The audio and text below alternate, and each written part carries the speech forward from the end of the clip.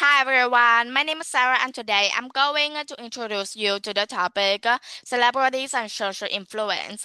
So now in my speech, I'm going to divide it into three main parts or answer three main big questions. Let's look thoroughly at those questions first before we get started. Firstly, how do influencers affect young people's values, spending habits, and self-image? Secondly, is cancel culture publicly calling out and boycotting people for wrong behavior a fair or effective form of accountability? And thirdly, if you have 1 million followers, what would you use your platform to promote and to advocate for? So now let's start with the first question. How do influencers affect young people's value, spending habits, and self-image?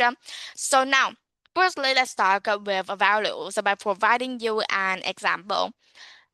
Well, imagine that you are an influencer and you introduce to your followers a load of beauty products, and they have continuously to believe in you by buying the products and continuously to use it. So this is what we call is a change in spending habits and also about the values of these young people because you are an influencer and you influence on the others' life.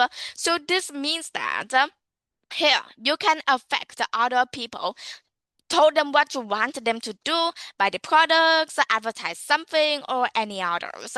And you especially affect on young people. So what about the young teenagers' self-image? Well, just about the beauty captions, like styles, and also like filters. This is what we call it is a change in an effect in these young teenagers.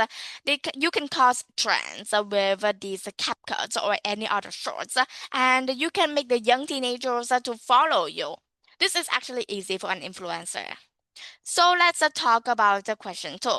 Is cancel culture publicly calling out on boycotting people for wrong behavior a fair or effective form of accountability? Well, maybe because that the boycotting out people for wrong actions, wrong behavior, this is what the right thing that we should do. Maybe that you are being forced. But in my point of view, I believe that it is too harsh, too aggressive for many people to endure.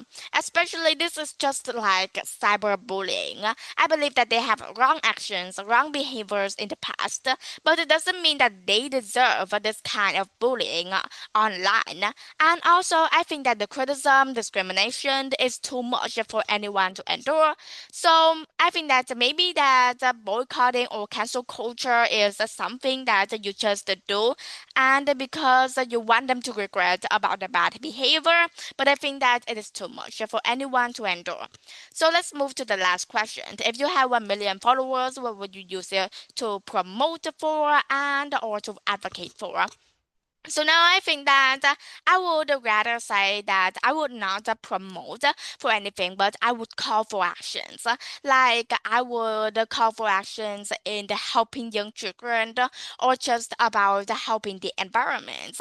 I want to spread great messages and from all around the world as an influencer that affect on others people's life. I think that this is what we should do and also other influencers should do. So now in the end of my speech, I have clearly stated out to answer all three main questions. Thank you for listening.